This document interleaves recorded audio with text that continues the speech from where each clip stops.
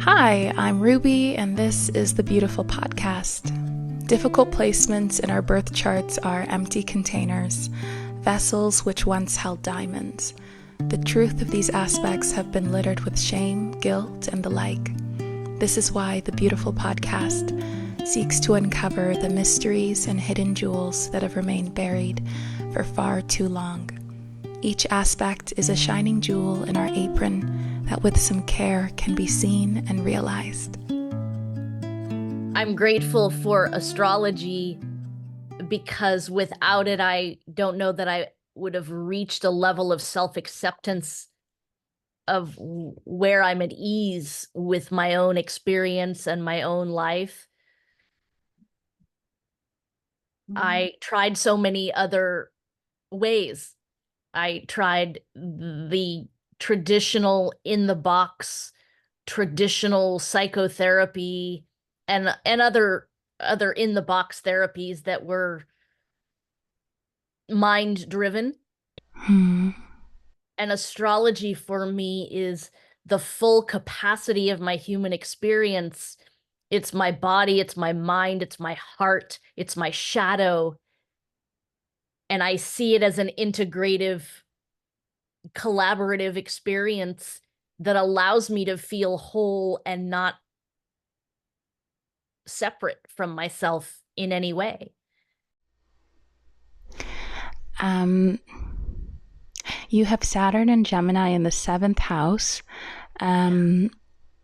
That's for whole signs, but is that also like Placidus and Coke? Placidus. I work mostly through Placidus, and the reason I do, there's a lot of fortune work that I do. I do love zodiacal releasing because I think it's really pertinent for timing. But I prefer the Placidus system because it creates different sizes of houses individual to ourselves. And when through the lens of reincarnation, if we're choosing how we want to evolve before we drop into our earth suit, we're going to experience the saturation of life experience through where and how in those houses. And Placidus system is individual to our own custom experience, as opposed to each house being the same size. We don't all experience life in the same saturated areas of our lives in equality.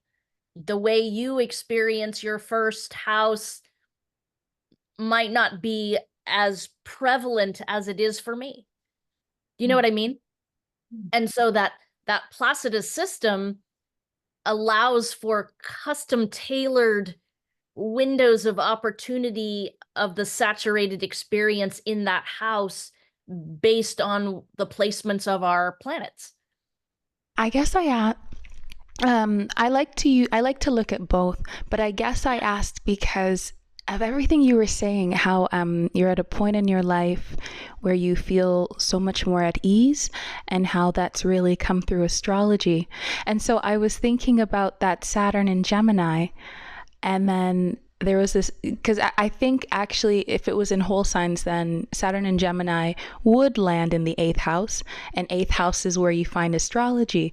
And then, Saturn and Gemini, things getting easier over time, Gemini being this sort of light energy. Eventually, things that are really, really dark and heavy start to feel lighter. So it was like a personal little connection. So that's why I was wondering. Yeah, I have to look at what degree it is. Let me look on my chart and I'll look at what degree it is. Hold on. And that will give us of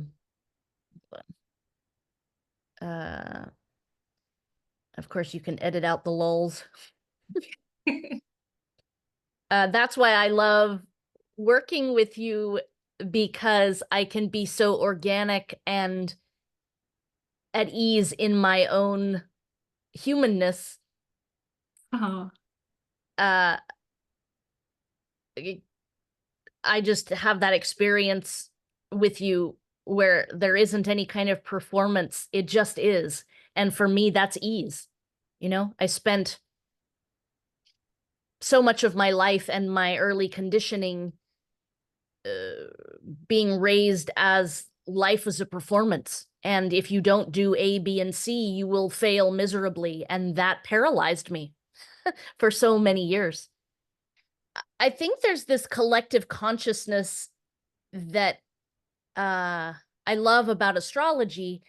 And, you know, so many people are like, oh, you know, the people that are apprehensive or they just reject the concept of astrology, they're, you know, oh, blame the planets, you know, blame the planets for all your problems. And I'm like, well, if the planets are my universe within myself, and I, as above so below, right, very hermetic, the hermetic principles are the what creates structure for me and makes sense out of the laws of life. Like if there are laws of life, the hermetic principles make the most sense to me. And the minute I read at age, I don't know, 17, maybe about 17, I think I discovered as above, so below, as within, so without, as the universe, so the soul. Astrology like resonated in my body on a somatic level, on a visceral level. And I've always been driven by the moon. I'll be very upfront about diagnosis with bipolar disorder at age 19 in a full psychotic break, and managed my mental health and its challenges for 35 years, off and on medication, in and out of therapy, with no real resolve. And for me, therapy was just a dumping ground. It was a place to take all the stuff, right? It was a place to take all the stuff and dump it and not carry it. But yes, yet if you don't have any resolve with what you're processing, you can't let go of it. You hold on to it. Like there was no resolution or There was no resolution. Did it lighten my load temporarily? I think so. Yeah. To have a place to not internalize everything and turn yourself into knots. You know, when you're an angst-ridden teenager in your early 20s, trying to navigate life, we just go into internal lockdown because we don't know what to do with it. We don't have enough life experience at that point. At least I didn't. You know, I always speak from a personal, really personal perspective. I don't like to put energies in other people's experiences or words in other people's mouths. But as a whole, as a collective experience, I think and I feel that the 20s are very existential crises. You know, they're very, oh God, how do I navigate this roller coaster called life? You know, and there's a sense of anxiety that will put many of us who are sensitives in kind of a lockdown or a paralysis. And I really felt liberated by astrology when I started to recognize certain patterns of people that I was attracting into my life. And I don't know if I mentioned this in the other podcast, but really how I truly connected the patterns, the cyclical patterns in astrology to my own life was that I had dated 8 Leos in a row. And that was the first thing. I was just looking at sun signs at that point. You know, I was reading tarot and making the cosmic connections between astrology and the tarot and its correspondences in my late teenage years and early 20s.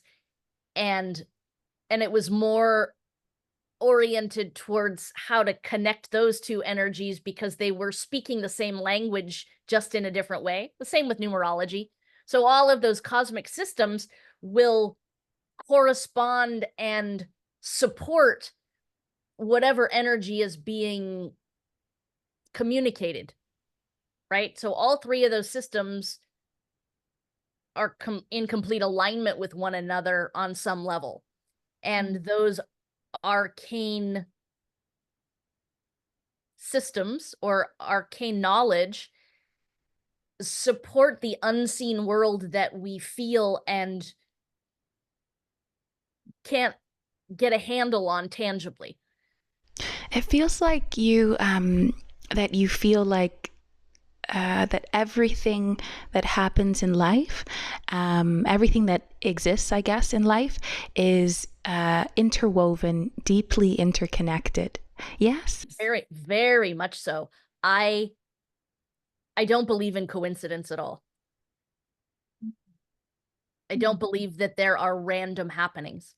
I believe it is all connected. We may not intellectually be able to process the connection, but astrology is an arcane organizational system of chaos. Hmm. You are a very deep and like kind of like potent like speaker, which is cool because, you know, speaking, I see that Gemini connection. But then I also think about Gemini like being, you know, light, merriment, mirth, very social butterfly, you know, like that kind of flexible kind of attitude.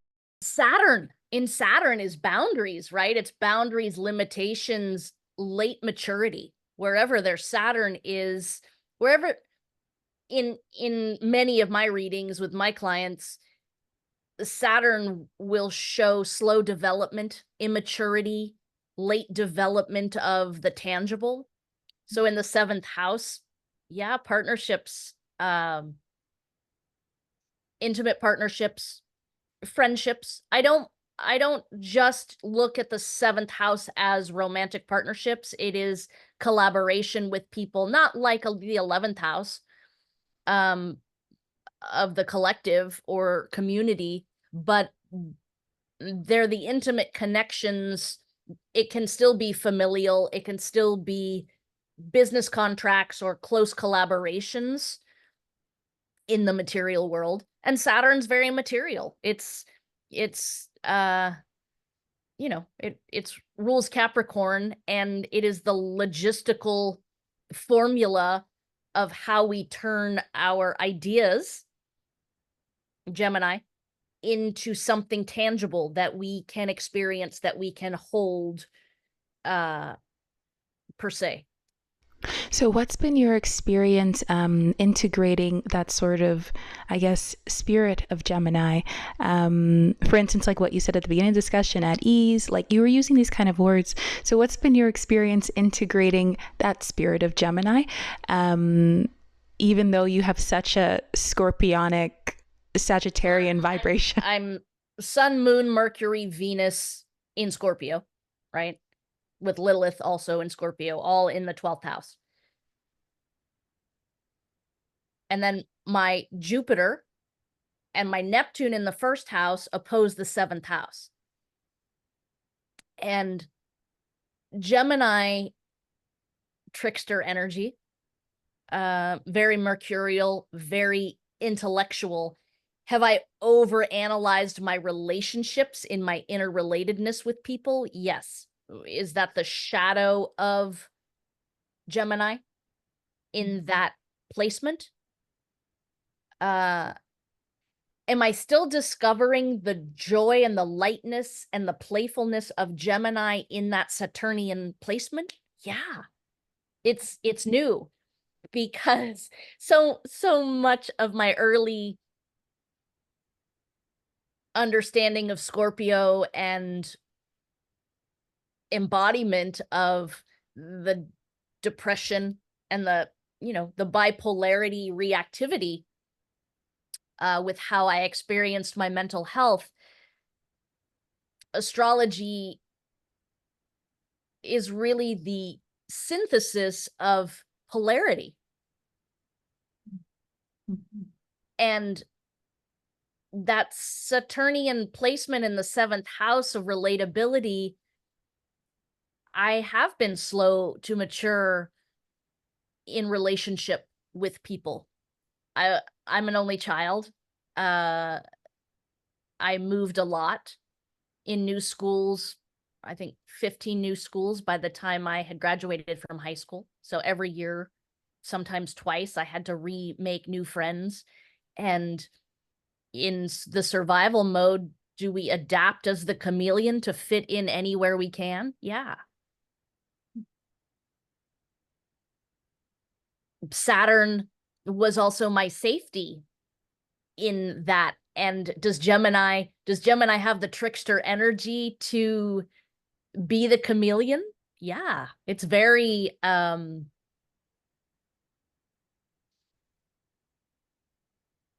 much an opportunity to shapeshift, right? And I think in your early years, when you're so committed to the formation of your identity, right? We're just building ego at that time. And all we know is identity. We don't know what it feels like to shed ego deaths in at that time of our life, like up until we're 30, I think, until that first Saturn return.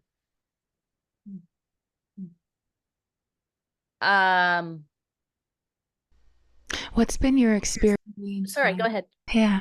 What's been your experience finding, I guess, the virtuous,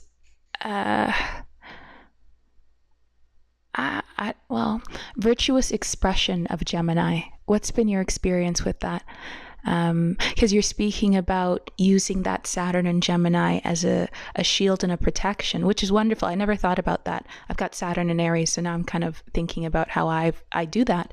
But what's been your experience? Finding the virtuous, using Gemini in a virtuous sort of way. Does this make sense?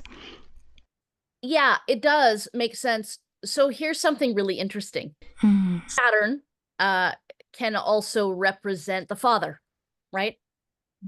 My dad's a Gemini. And my relationship with my dad plays out in all of my relationships because I didn't grow up with him. And it was a relationship, a fantastical relationship that I had wished to develop in a way that couldn't materialize based on how life played out. And my relationship with him early on in my life was very playful and inquisitive and curious. And I am ever so grateful for those experiences through the lens of Gemini, because the diversity, right? I have been blessed with diversity in my life, ungrounded at times because of the amount of diversity in adversity. All types of challenges, all types of obstacles. Yeah, we all have them. They just play out in different houses in our astrology chart. And so there's a concentration of where we will experience depth of growth and that potential that is individual to each one of us. And I think that's why I view our natal chart as a soul map that helps us get out of the forest for the trees when we're lost in the forest. There's always something that can be found there to help us navigate the quagmire, of weeds and vines of where we get ourselves stuck. And so Saturn in Gemini has allowed me, it's the only other air placement I have in my chart is Mars in Aquarius. And so the air element brings a lot of intellect, a lot of analysis, a lot of incoming information quickly. And I didn't know how to utilize that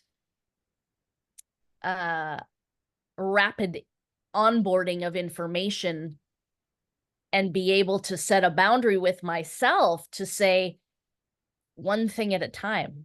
I still experience media and information, like I can't get enough of the information, yet I can easily overwhelm myself with the saturation of it at the speed that it comes in. And I can only chew so much without choking on it, right? Oh, yeah, yeah. It must be like amazing to it's always so interesting, you know, we meet these incredibly interesting, unique people. You don't get to know how unique they are until you really start talking to them, right? And so it's like, of course, it was not easy for you to get to this place, right? You had your struggles in life, and you still do. But I'm just wondering, like, what even is it like to experience the sort of thoughts that you like, just the fact that it seems like you're constantly kind of downloading in a way, you know? And everyone is tapped in, but I mean, it just seems like you kind of soak up a lot in what's going on. Yeah, I do. I mean, my Mercury is in Scorpio. And so there's no bottom to it, right? Scorpio, what's that quote of Anais Nin? And it says, I'm not afraid of the depths, I'm afraid of shallow living.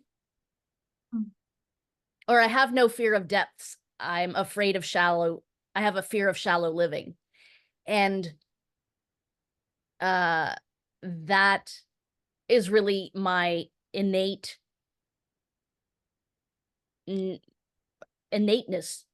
That's kind of authentic me. I don't have a fear of diving however deeply I need to go. Sometimes has it frightened me how deeply I go? Yeah. But now there isn't the fear of it. I've learned how to moderate for myself and set boundaries for myself. I didn't, like I said, that Saturnian development was late for me. I didn't know what a boundary was. Did I limit myself? Yeah.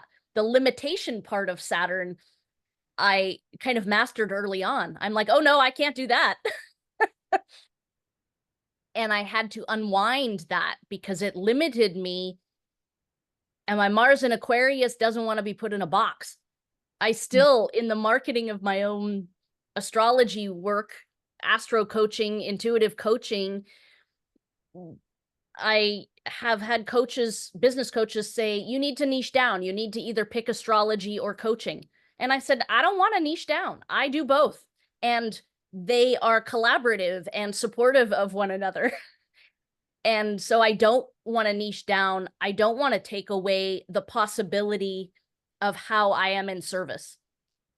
Right? So Saturn's really service oriented.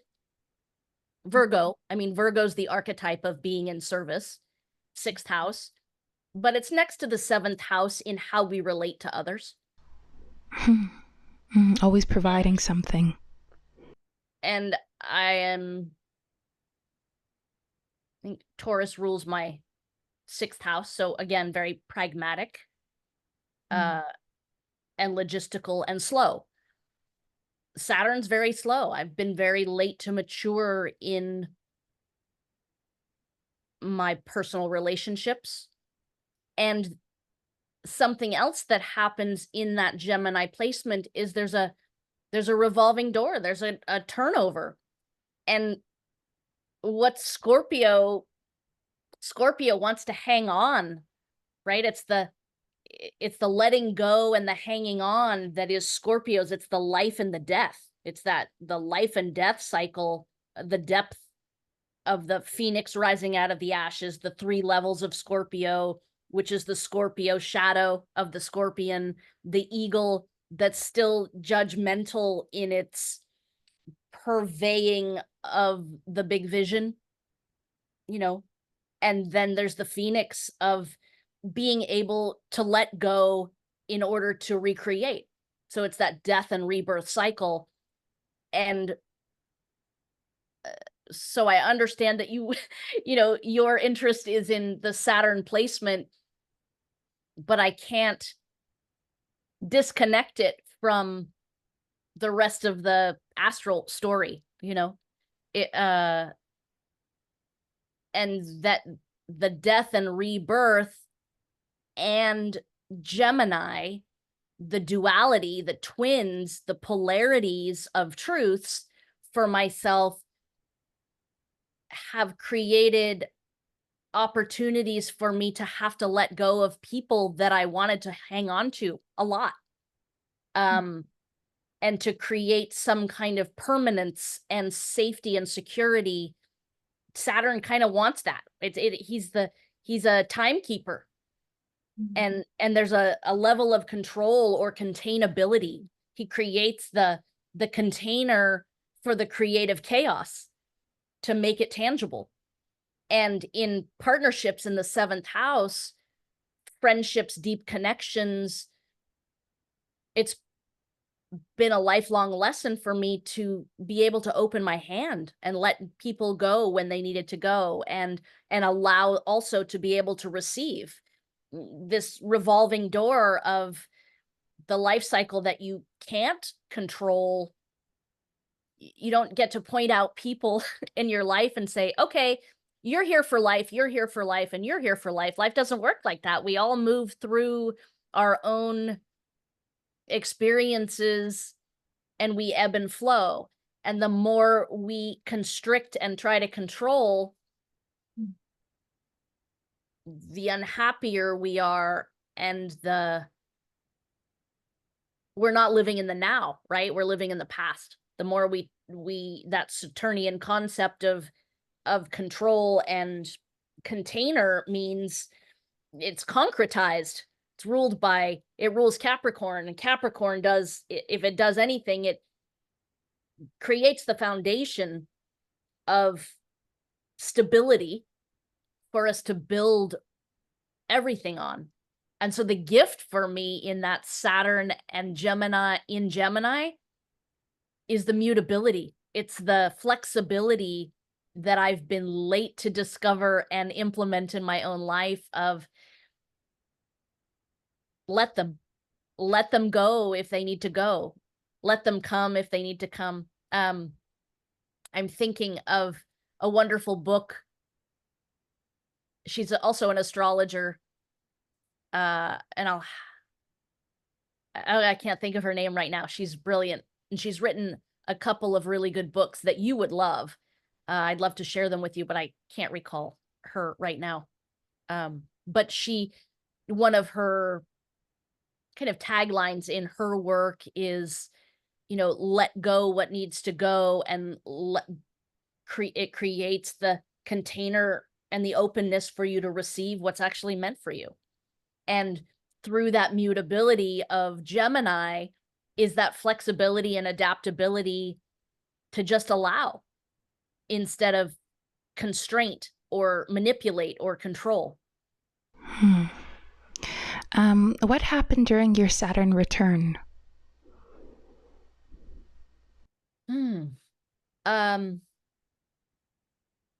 I remember taking a deep breath when I realized that I wasn't getting married in my early 20s, the way society I felt had the expectations of me.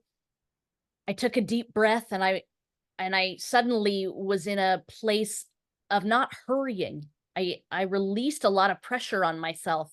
Now, has that been a continual work and theme through my life where I've had to find the pressure valve and release it? Yeah, for sure. Just the other day, I had to make myself stop working. I made a post about it, about being able to walk away from when you've got your horns locked in the wall on something. You're so hyper-focused that you have your horns in the wall and you can't move. You restrict yourself because you're so manipulative and controlling around it, that you don't allow the creative flow to express what needs to be expressed in flow. So the air element of, energy doesn't like to be constricted. And that's the challenge with Saturn, is that it creates a safety for us to hold creativity or create energetic flow of whatever quality, but you can't put the lock on it. It can't move. It doesn't, it wants to move. Air wants to move, water wants to move. So the feelings and the ideation around the feelings and the emotions are deeply interwoven. It's the belief system, right? So the beliefs are the fire, the inspiration, and it's why elemental work is so profound for me in the astrology. It's one of the essential layers in understanding are those 4 elements, the 5 elements. One of my favorite tarot decks actually has 5 suits and not 4, because the quintessence is the spiritual capture. It's the spiritual essence of the 4 earthly elements of earth, air, fire, and water. And in astrology, it's essential to understand that and modality in knowing how to sorry, say it again. Knowing the way it's going to move, like the way the earth will flow, the quality of how it's going to move, and the inspiration of it and the support of it. So, earth is the stabilizer. Virgo, Capricorn, and Taurus, they are the stabilizers, as is the modality of fixed, of which most of my chart is fixed. I have the stellium in Scorpio. And so the gift of the mutability in Saturn gives me more play in Saturn than if I were to say I had a Saturn in Capricorn or I had a Saturn in Taurus, where it's really rigid. There's a rigidity in that earthly element, and it's a saving grace for me in that mutability and adaptability in the ebb and flow of the boundaries that I make for myself or that I experience in relation with others. That's such a wonderful, um, you know, I made a little video and I was speaking about how in the birth chart, Jupiter in Capricorn, for instance, for me, how for a long time I wasn't happy that was the placement in my birth chart. But then there was the thought that, yeah, but if my Jupiter was in its home in Sagittarius, then I would have this aspect. And I like that I have such and such. And a friend commented and he was saying, yeah, I struggle a lot with what my placements kind of look like, what he, I guess you could say, kind of projects onto his placements in that sort of space of fear, sadness, depression, whatever. And so it was beautiful what you just shared about how, at first glance, one would assume that you want Saturn to be in Capricorn or Aquarius or, like one of those sort of places that is traditionally, let's say, a good place, quote unquote. But what you just shared is how it's a saving grace for you that your Saturn's in Gemini, because it gives you so much more play, so much more room with all the fixed energy in your chart. So I'm really... It's just a wonderful sharing. So I appreciate that you shared that. Yeah, I think it allows me to see more than one truth. And with as much fixed energy as I have, I can be very idealistic and I can kind of back myself into a corner. And I think the Saturn in Gemini allows the dualistic nature of two truths to present itself and for that to be okay. So what does it mean for that to be okay? What does that feel like? What does that feel like? It feels like I always have an option. I always have a choice. Mm. And after navigating, you know, very long depressive episodes at certain times in my life, usually in reaction to the polarity of having a manic episode, I don't necessarily connect to the label of bipolar disorder any longer, but for a long time it was an ability to name something that I didn't have a name for because of the volatility of the reaction between polarities that I was experiencing. Extreme exuberance and vitality and motivation, and then crashing into a depression because of the exuberance and the vivacity that I was embarrassed by. Oh God, how dare I live with such exuberance?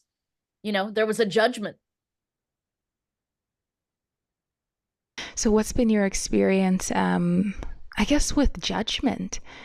Even that's quite a Saturnian. And Saturn's very judgy, right? So Saturn is judgment. How do we judge ourselves? Oh, and what I didn't mention about my Saturn is it is retrograde at 5 degrees. Right? So it's more about internal judgment that has paralyzed me or overly contained me in a way that I think in my early 20s, I definitely felt victimized by. Yeah, that's heavy. That's heavy. It is heavy, and it's really the undercurrent of depression. The way I understand depression for myself and have witnessed it in others who are in my life, who I work in coaching work with.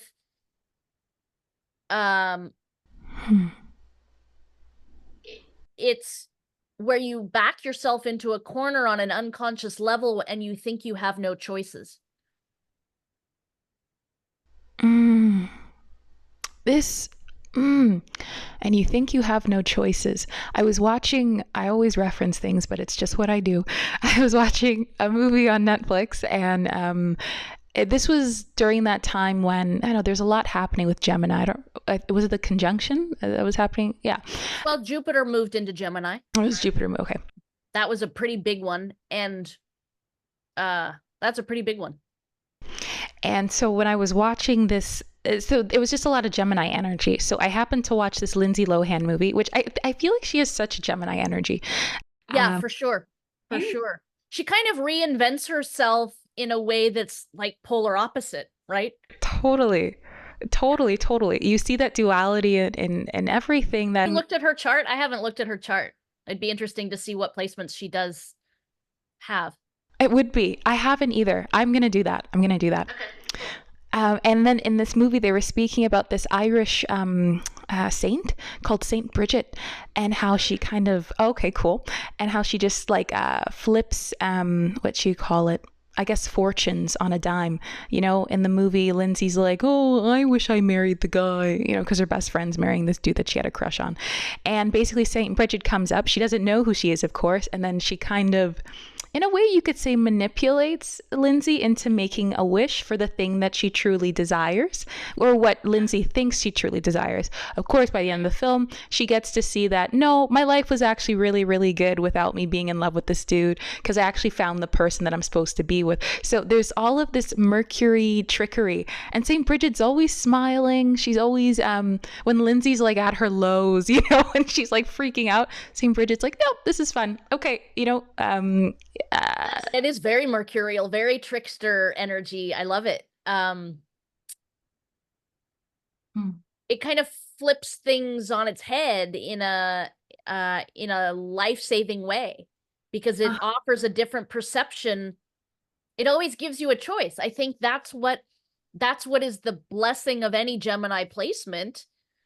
Can it be really scatty energy, indecisive, and not reliable? Yeah, because it's so quick moving. But what can it offer is a change in perspective, almost in any placement. And the adaptability and the possibility. I think there's a lot of possibility in any Gemini placement. And so Saturn, which is probably Saturn and Pluto are probably the most rigid, right? Hmm.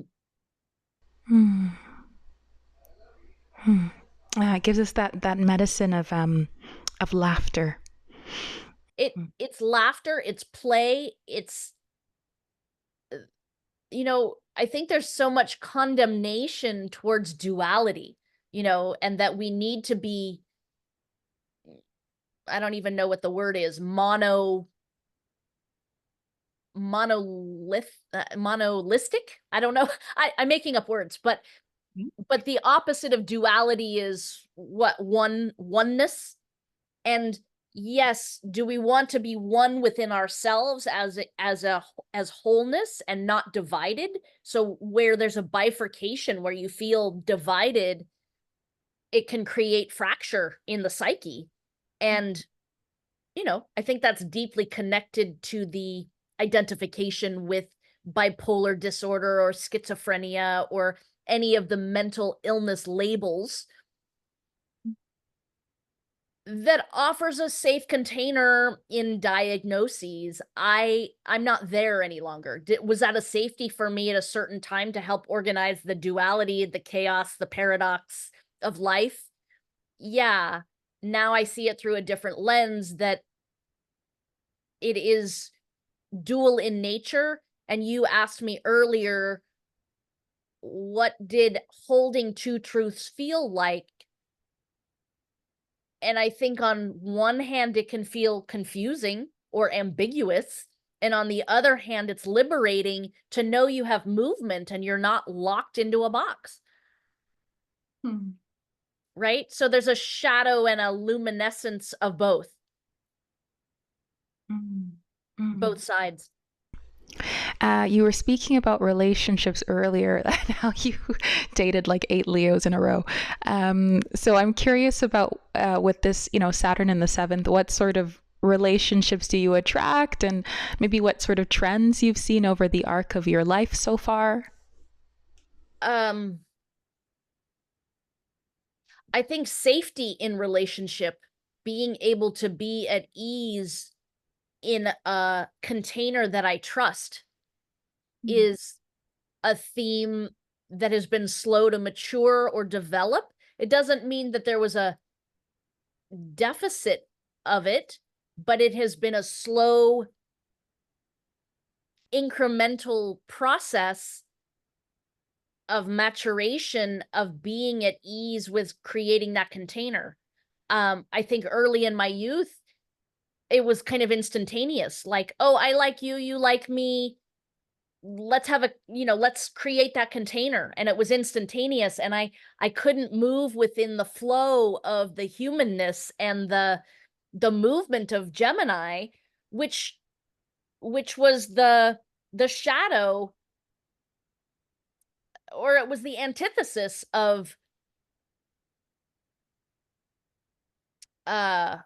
Gemini for me, which is where there was so much discord for myself, because I wanted to feel safe and concretize the container in a relationship. And it took me a really long time to pry my hands off the rails of where I thought I was in control of it. And you can't control that, especially within another. You can't. And that took me a while to mature, to understand that you just have to, you can only control your own meat suit, your own earth suit. Some people are really offended by the meat suit, but I like the visual of it, because we are this effervescent infinite energy that's just borrowing a meat suit for this incarnation, for us, for our highest evolution. That's how I see our energy. That's how I feel our energy. It feels like I'm assuming this is something that you've developed because of what you've shared so far, but it feels like you have this ability to be very flexible with your thinking, or very, what's the word? flexible is maybe a synonym, but like there was a word I was Adaptability. Mutable. I suppose, you know, it's so fluid and but I think you're getting, you know, what I'm laying down. Um like it seems like you have this lovely flow with your thinking. Yeah, I think just the other day I was in a I've been trying to write copy for my website.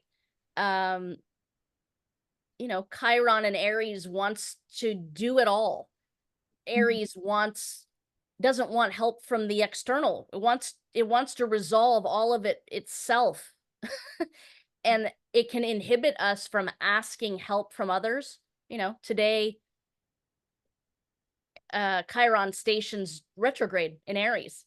And I wrote a post, I made a 3 or 4 minute video about it, in that it can be really difficult to ask for help because it's this primal need to assert one's importance, not self-importance in an egoic way, but it can be really impulsive to want to quench one's own voids or insatiability in our own needs, of our own needs. Mhm. Mhm. And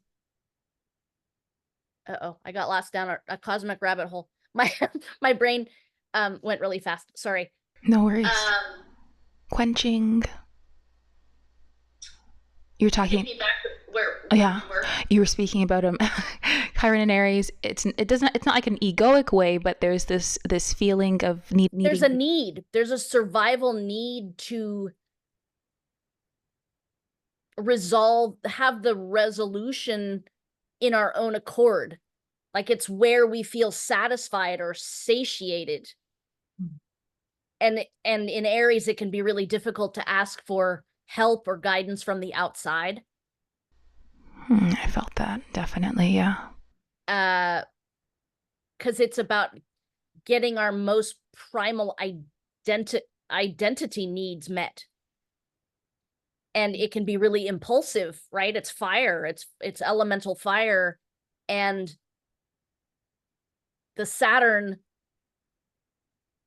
your Saturn can help hone that. I just talked about Mercury in Virgo. Virgo's that earth element, which is kind of Saturnian. It grounds air, fire, and water. And Mercury in Virgo offers the ideation of rationale, logic, and pragmaticism, to where the fire element of Aries can be really self-destructive and impulsive, and especially in the dialogue with oneself. Right? And so I think the earthly element hones and tempers the fire. Can it go the other way in perfectionism? Yes. Virgo wants everything to be perfect, but it's also, I think, the archetype of Virgo that a lot of people don't connect with is it's this high priestess witchy energy of intention, of very detailed intention about how things will be guided. And it's not about control, because once you've intended it, the universe will do what it's going to do with it for our highest good, if that's your belief. That's my belief. And in the overall picture, the reason I talk about that is because Saturn is the container of where all of that happens for us, because the boundaries, the limitations, and the discipline that Saturn provides is the catalyst that helps it all play out.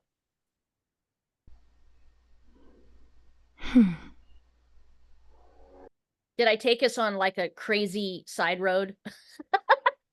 I mean, it's definitely a side road, but it's like you know what you say, right? It's all connected. it is all connected. I just hope you can edit and make sense of it for the podcast. And even if you don't, let it be the humanness of the experience that not everything's linear. Mm-hmm, mm-hmm, hmm. I think the thing that an energy that I've really been it's like when you were speaking, I was seeing this not an I guess you could call it like not an urn. What do you call this?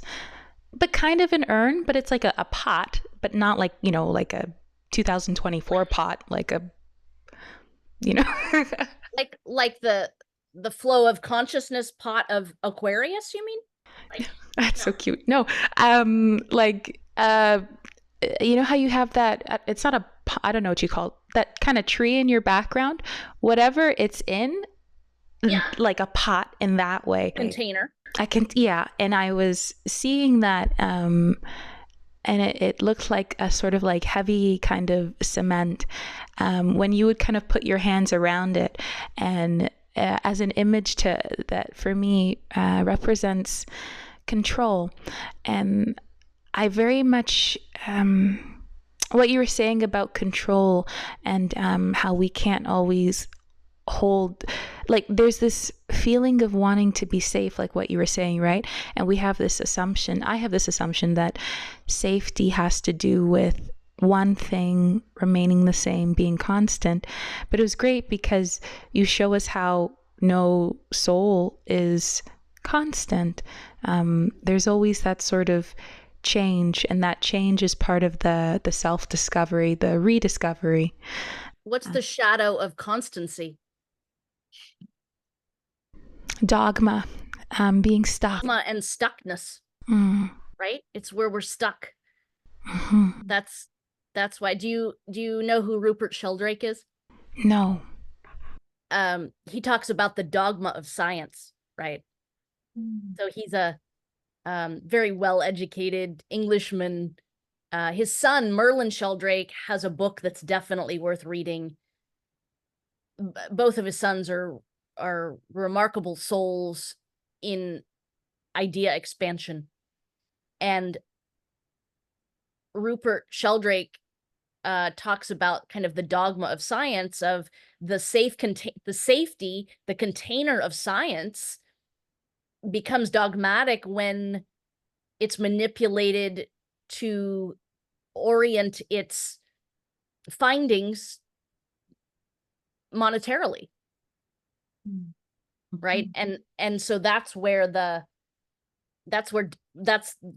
initially what I think of when I think of dogma. It's a manipulation.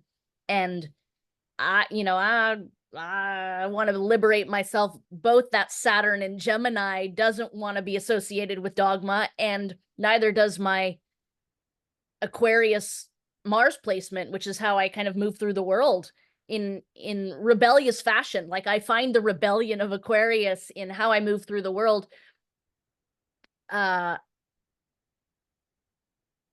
attached to some ideals that have disappointed me in the past. And it's again fixed energy, right? My South Node's in Leo in the 9th house. My Scorpio stellium is all fixed in the 12th house. And my Mars in Aquarius is in the 3rd house of communication. So I can be very kind of ideal in how I want to see things or express things, and also resonate with other people's ideals.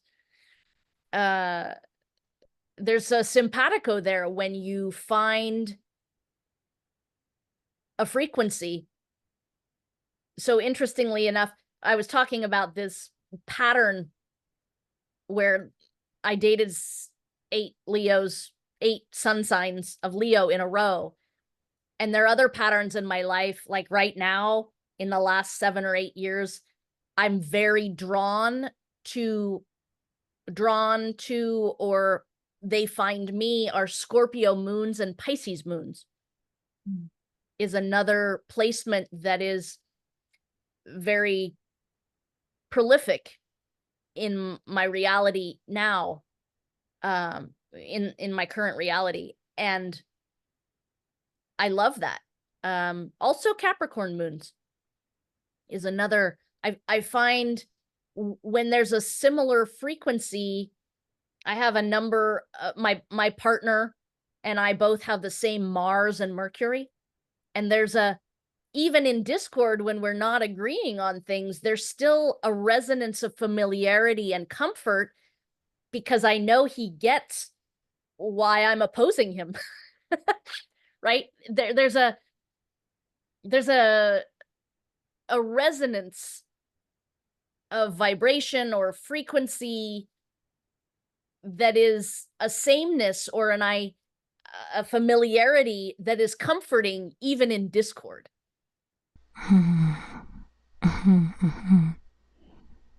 Does that make sense? Yes, yes, yes. Yeah. What makes you feel initially what makes you feel balanced or I guess grounded? I know sometimes those words can be taken to mean something maybe that one isn't seeking, but I hope that makes sense. What helps you feel, what makes you feel balanced and grounded? Connecting with nature, Mm. my animals, the horses, Mm. how I nurture my body, what I put in it, Mm. making the right choices to support my meat suit. Because the meat suit's the container where the thoughts and beliefs reside, Mm. hence the feelings and the emotions, and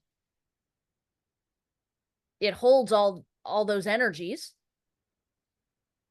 And if I'm not supporting it in the right way to promote its most optimal energy, I do myself a disservice in that way. And so the balance for me is, am I taking care of myself physically? Am I meeting my emotional needs? Am I Mm. is the internal dialogue supportive of where I want to go and where I'm heading? And it's not always perfect rhetoric. Do we have self-condemning conversations with ourselves? Yeah, but way less than I did when I was in my 20s.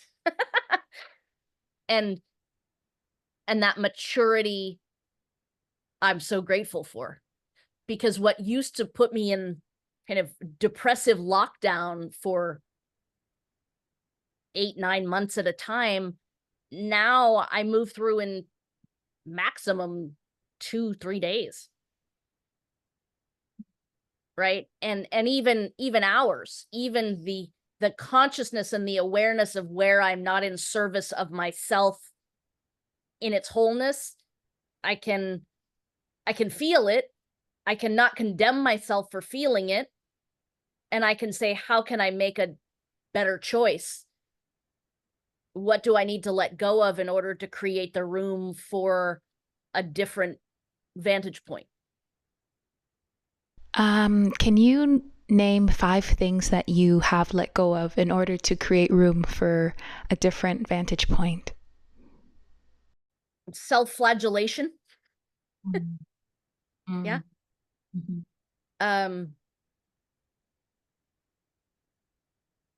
Only one truth is possible. Mm. So letting go of that one truth creates possibility for two truths to exist at the same time. That's liberating for me. Mm. The third thing would be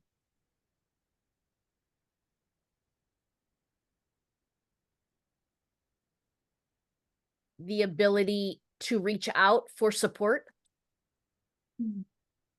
when I need a change in perspective,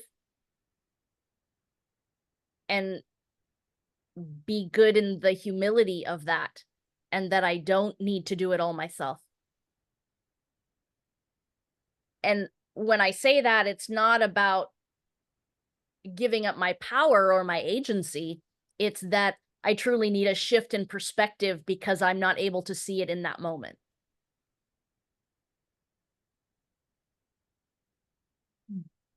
And I think early on it was a kind of default for me was to give other people the power to make the choices for me because I didn't trust myself.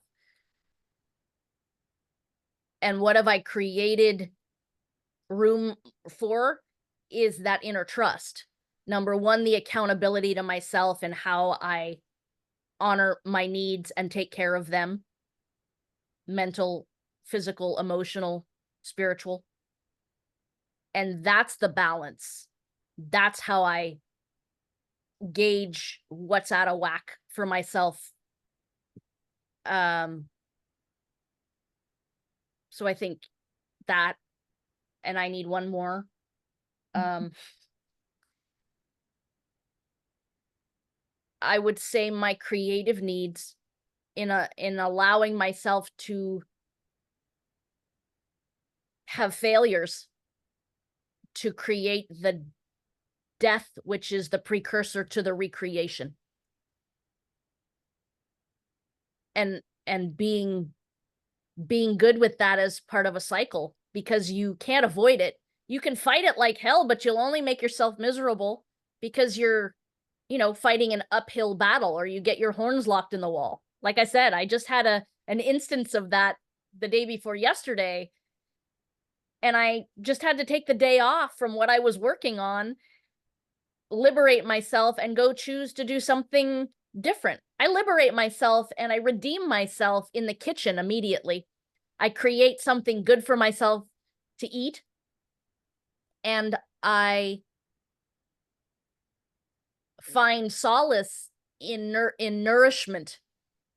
I get very creative in the kitchen. It is a vocabulary that I know very well in how to make things taste good, and it nurtures my soul in a way that is satiating. And so I would say I feed myself, or I get creative in what I want to cook, create for myself, and I allow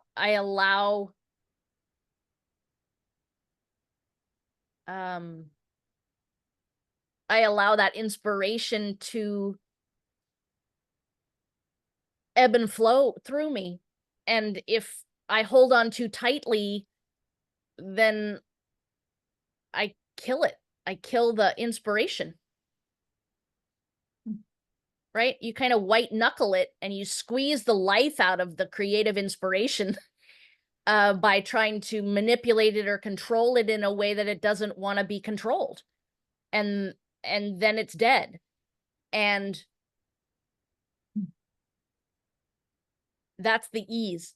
That's the ease that I finally reached was, okay, hands off, gotta walk away. It doesn't mean that I don't white knuckle sometimes. White knuckled about it, but that I can stop myself and go, okay, yeah, the resistance isn't feeling good in my body. I gotta walk away for the day. So I drove across town to this little farm shop, bought some raw organic milk to make some homemade yogurt and some homemade cheese. That was what brought me back into my body, into myself, and into my creative inspiration. And in that same space of doing that and walking away from what I was trying to manipulate and control, I also downloaded 12 chapters of a book that I've been wanting to write. So the table of contents I finally have down on paper after 2 years. And that's what you don't expect. That's the creative inspiration. You're like, okay, I just let go of constricting that. And then I opened up another portal of creativity and that came in. And so, wow, there's the gratitude for that. I love gratitude, because it's funny, just before you said gratitude, two words that popped up in my mind were very much the opposite, like deprecation and scarcity, because what you're speaking about is something that I'm on my own journey of wanting to get to that space. And so I was sort of asking myself internally, like, I was feeling about what you were sharing, and that's what I feel it becomes the stop. For me, the Saturnian kind of limitation in that shadow way is this sort of deprecation, this sort of rigidity. And then I love that as soon as those words came up, you said gratitude. And it feels like gratitude is that sort of abundance, that sort of ointment to kind of heal that wound. It's soothing. Like the minute you're in what you don't have and you're not enoughness, when you flip the script on it, right? The Saturnian and Gemini, you flip the script and you offer it the other duality, or the positive versus the negative, or however you want to bifurcate the truth to get a new vantage point in however it serves you. You have that freedom. And yeah, gratitude is always the flip. It'll always flip the script of scarcity. Every time. Every time. And what was the other word you used? Deprecation? Yes. Yeah. Where's your Saturn? It's intercepted, first house, Aries. Oh, wow. Okay. And it's conjunct the South Node loosely, but the South Node is present in Aries as well. So, Well, you're also moving through a lot with the axes where it is, with the nodal axis where it is right now. Aries is about the self-empowerment and what we can do for ourselves, and it goes in overdrive easily. Mm-hmm. Goes into overdrive easily. It becomes very impulsive and volatile against our own inner workings, inner relationship with ourselves, in its shadow, in its luminescence, in its brilliance. It has 100% agency and is the self-advocate for itself. And it's like, oh, wow, look what I did. Or look what I'm doing. Or how do we resolve this in gratitude? Yeah, you were telling me that this time that I'm in is a time that's very much meant for stepping away from that kind of overdrive kind of energy. So yeah, I mean, but there's a synthesis in it, and I use the word synthesis as opposed to balance, because balance is the center point, right? Balance is the center point. And if we're looking at an axis in astrology, your truth might not be the center point for you in integrating or the synthesis of those two polarities, of those two energies. You might be here on the axes and I might be over here on the axes. That might be my truth of what feels good in my body at that moment. I see you. As opposed to the center point of balancing the scales, which for me feels really cliche in not really a self-serving way, because the balance is a cultural norm of having to put yourself at the center point of the polarities, which denies one's individual truth.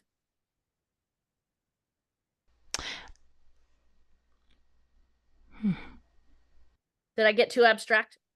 No. I very much, honestly, but I'm also like physically, I'm quite a young person. I haven't yet gone through my Saturn return. I see it as that. I see it as there's only that truth is finite. I really believe that truth is finite and everlasting and can never change. But the way that we arrive at truth is very unique to the journey of the soul. It's subjective. Truth is truth, but it's subjective, right? I think our experience is subjective, but I think truth is truth. But at the same time, I recognize that I believe that the journey that everyone takes to truth is unique, and not everyone.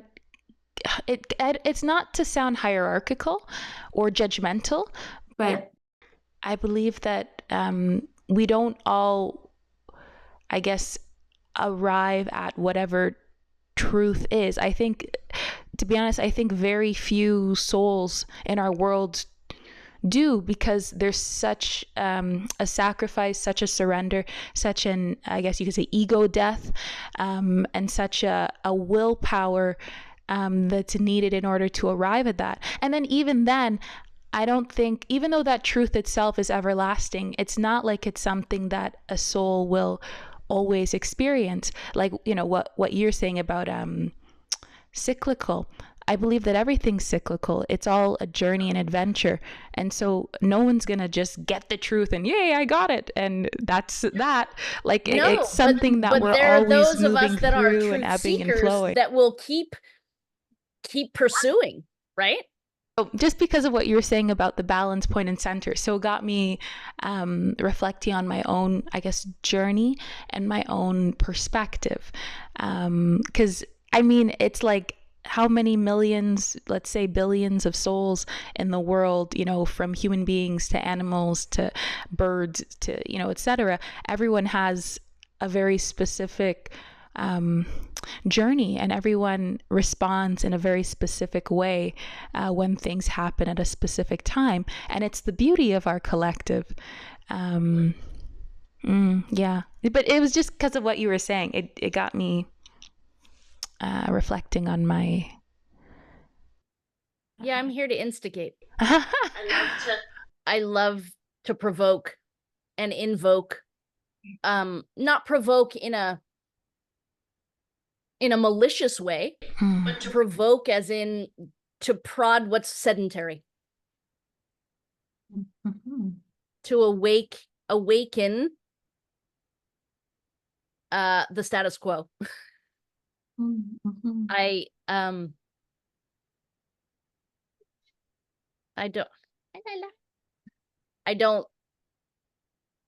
I'm a little rebellious by nature in that way. Like that it's just part of me, and I condemned it for a long time because I felt like, oh, why do I want to be? Why do I feel that I need to do that? Or why? You know, there were a lot of whys that needed to be answered instead of the self-acceptance of it just is. And it doesn't mean that you just say, oh, that's the way I am. That's not what I'm saying, because that's a lack of accountability for behavior patterns and interactions with people, relationships. That's just the way I am as a cop-out. It's a lack of agency, lack of accountability, lack of personal responsibility in what you do bring to every interaction. But there is an innate fabric that we are made of, which is our natal chart.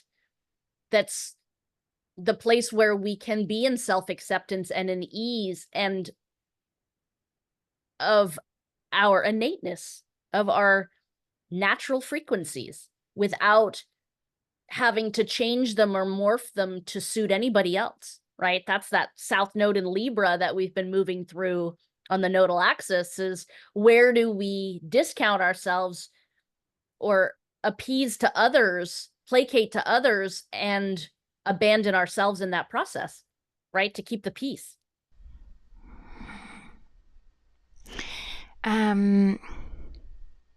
So in what ways so far has Saturn challenged you to take ownership and responsibility?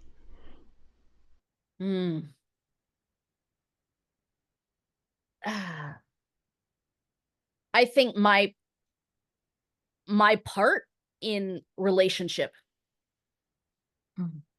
I blamed a lot of circumstances outside of myself for a really long time.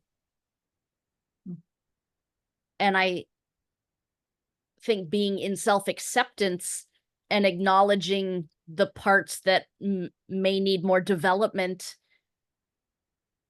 isn't a critique or a condemnation of myself in judgment, but in the beautiful evolution of our human experience that we're forever becoming.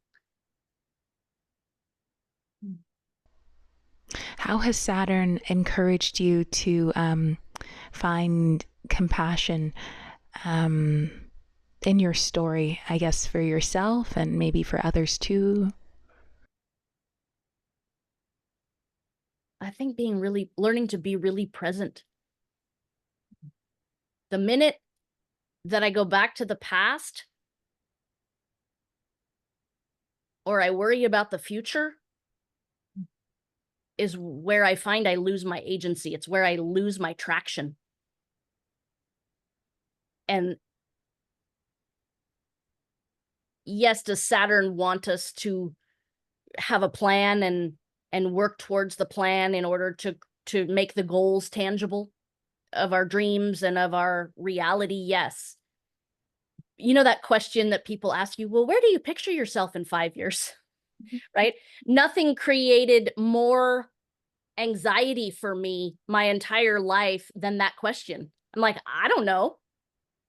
And it wasn't that I didn't have the vision for it, it's that I was afraid to commit to what it took to get there in fear that I would let myself down again.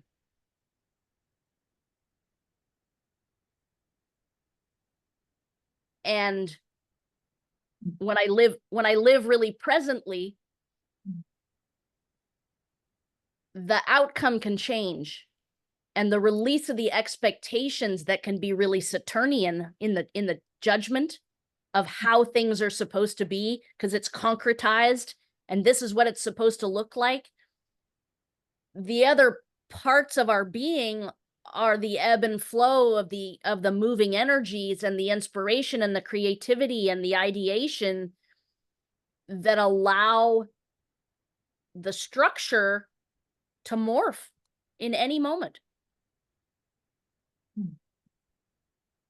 And to not punish myself or others for those movements and for those changes, because it's really, I'm sounding cliche here, it's really the only thing we can count on in life. Life, death, taxes, and change are the only things we can count on. And when you release yourself from any of those expectations of what it's supposed to look like, you then liberate yourself and are open to the possibility of the infinite. Yeah, because we never know who we truly are. No matter how, like, intellectually, we might have some sort of understanding about how incredible a blessing it is to be who we are and to have this life and to create something for ourselves. But all of that ick, that junk, that judgment, that all that stuff is the karma, right? Saturn is karma. He's the lord of karma. It's keeping us from seeing that beauty. So that's I appreciate what you shared, because I think it speaks to that truth of that our awareness, it's only up from here kind of thing. Right. I mean, that's the growth mindset, or the opportunity to see growth as opposed to limitation. And I think that's the dualistic nature of Saturn, is where does it grow you and where does it limit you? That's the shadow and the luminescence of Saturn for me. How does it expand me? How does the container of the boundaries that I set for myself create my own growth into possibility? And also, how does it limit me? And that's the constant ebb and flow within the Saturnian container for me. What heartbreaks, or if you could give like an example of a heartbreak that's challenged you to see differently. I think my relationship with my dad has been a heartbreak.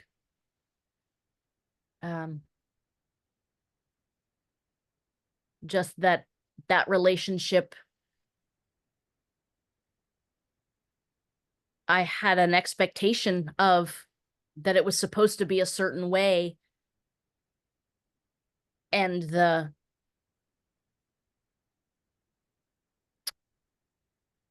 diversity of it presenting another truth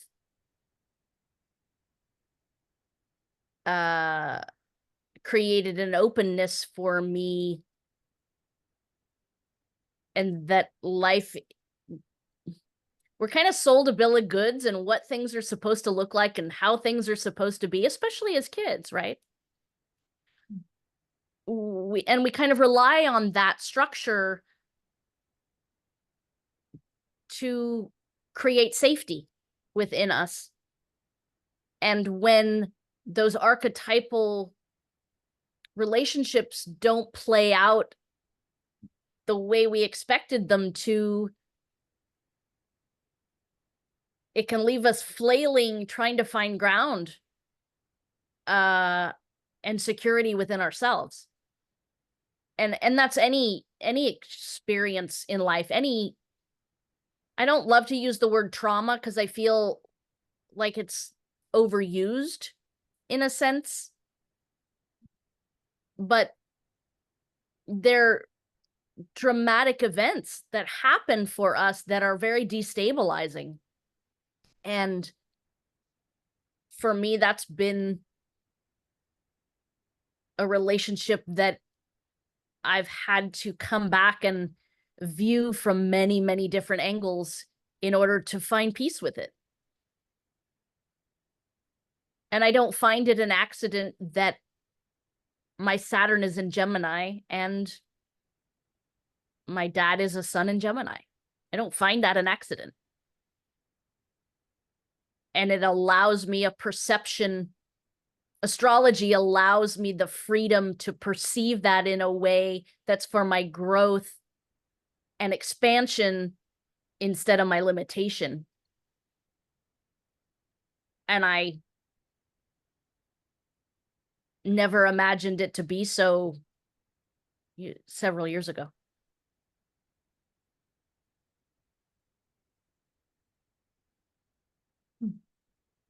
Oops. Are you there? You froze on me. Sorry, no, I was just yeah. Listening ears, right? That's also, I guess you could say, like, ruled by I think Mercury, no? Ears. Yeah. Mercury's hands. Yeah, I know it's hands, and speech, but I thought it was ears too. Yeah. Yeah. I think it is. So yeah, hearing, being able to hear things in a different way, for sure. I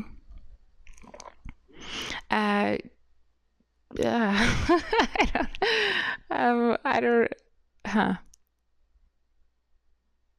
Seeing differently and hearing differently. I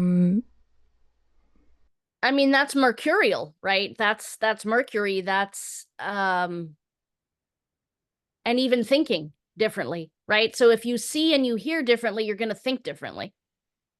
Mm-hmm. And that's Mercury. Mm-hmm. Gemini and Virgo both give you that. Mm-hmm. Gemini gives you the different truths, and Virgo gets to hone the details of that and make it tangible, make it something that a structure, similar to Capricorn, but in service of others.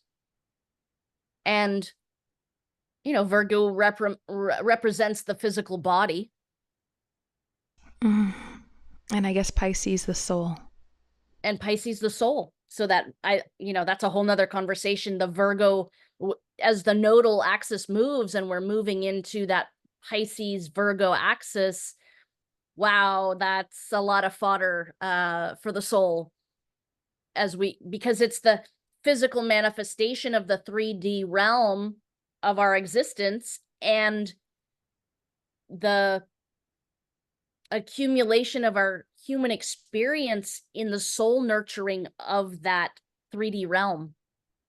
And there's so much, I mean, every axis offers such growth and adaptability to find our own truth on that axis for ourselves. And I just think it's a really beautiful system. This is making me think about the duality between the limited father, so the father who, you know, gives us our meat suit, he's 50% of that, and the unlimited father, the father who I guess is on the Pisces end of the spectrum, the one who gives us our unlimited inheritance, our inheritance of happiness, peace, wealth of all sorts of treasures, the wealth of knowing who I am, because I know that I come from, I guess, the truth, the source of truth. And that, you know, although I'm the child of the Father, in that same way, all human souls are children of that same Father, and we're all worthy of receiving that same bounty of fortune. For sure. I have done some readings for some adoptees that didn't necessarily know who their parents were, you know, their biological parents were. And I woke up one night being very clear that we have the ability to parent ourselves based on our 4th and 10th house and our Capricorn and Cancer placements after we've just moved through this Cancer Capricorn axes, the Divine Mother and the Divine Father, of how we reparent ourselves from what we didn't receive in our youth or in our care, you know, whoever were our caregivers. We have the ability to find that truth for ourselves, to satiate the void. And I think Virgo Pisces axis is really interesting to apply to our physical reality versus our spiritual reality, and how do we synthesize the two for ourselves so we're not at war within ourselves, right? Every axis gives us an opportunity to not be at war with ourselves with the extreme polarity at either end. We find a synthesis of the truth on that axis. Does that make sense? Yeah. That's something I love. I appreciate. I value about astrology is it, among all the different things that this tool has helped me see and like in myself. I love the way that it shows me. It gives me understandings through axis. You know, like Mercury, Jupiter, so Virgo, right? And then Gemini, Sag, you know, that feeling of head, Mercury, and heart coming through the Sagittarius or the Pisces, where I'm doing a lot of intellect, thinking. It can lead to seeing in one way, judgment, so one end of that spectrum, that scope. But then when I move to the Jupiter and I remember compassion, forgiveness of myself, then that criticism subsides and then I get the clarity to see. So I love the way that it's Jupiter's also the abundance, right? It's the abundance, it's the higher truth of the big vision of turning the mercurial data into wisdom, right? And so it is very spirit driven. Jupiter is very spirit driven, of that higher octave of knowledge and big vision outside of ourselves. And mercurial is more finite and intellectual, and sometimes the onboarding of information can't be quenched, but Jupiter kind of says, bring it all and we'll turn it into wisdom. We'll, Jovial Jupiter. Jovial, and it's exuberant and it's optimistic and it's kind of unlimited, right? Sky Daddy. Jupiter's Sky Daddy. Yeah. And powerful, abundance. Jupiter amplifies anything it's next to. So whether, especially Jupiter conjunctions. So Jupiter is conjunct my Neptune in the first house. And has it created illusion in a lot of ways for me? Yeah. But it's also intuitive connection with myself and in service to others. It's the ability to dream in abundance. It's the ability to have infinite love in abundance, in expansion. Jupiter's one of my favorite planets. Why is that? I think it's because he's the forever optimist and he's the great expander and he's unlimited in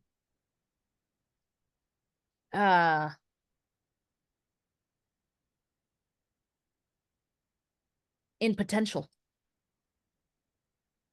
But he's also truth seeking and beyond boundaries, beyond our immediate reality. He's expansive culturally, internationally, in the 3D realm. He's bohemian in nature, which so am I, it's a frequency that I like, the eclectic nature of Jupiter. Whether it's the decor in my home, the interests that I have, the way I express myself creatively, it's like being able to niche down. I don't want to niche myself down. I'm an astrologer. I'm an artist. I'm a kitchen witch. I'm a writer. I'm a poet. I'm a painter. And I don't want to limit myself to niche down and call myself one thing. Does it make marketing in the 3D realm challenging? Yeah, but I don't want to be limited by that. I color Jupiter's exuberance for me, and we color the world in more than beige and gray of one dimension. It's literally living life in Technicolor. That's Jupiterian for me.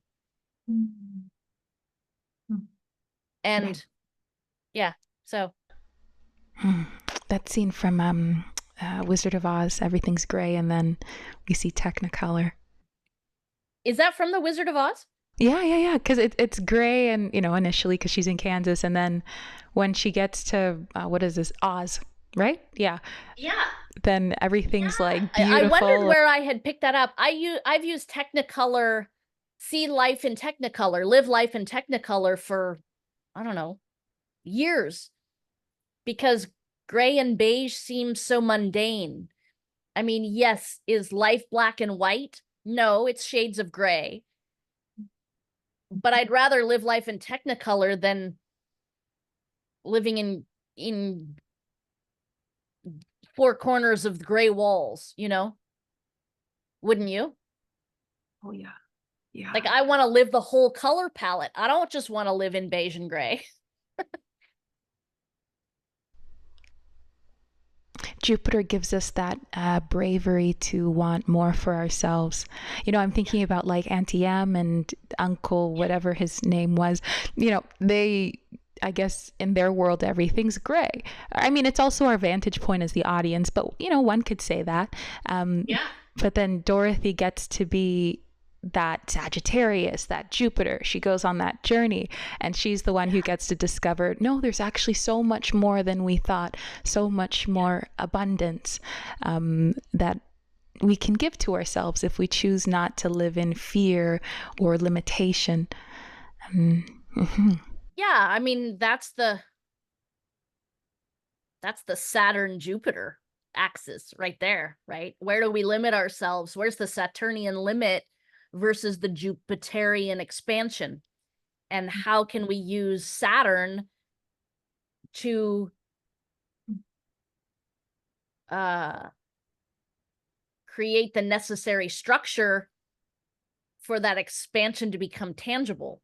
You see, every axis works with one another. It's not about playing one another against each other in the parts of ourselves where we create war for ourselves. It's about how we integrate all the beautiful qualities of both to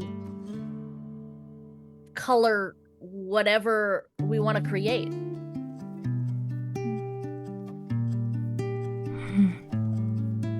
That's how my sister referred to herself. She said right now she feels like she's a bit of a textbook heavy, encyclopedia, so kind of dry, I guess we could say, in a way. But she remembers herself when she was younger.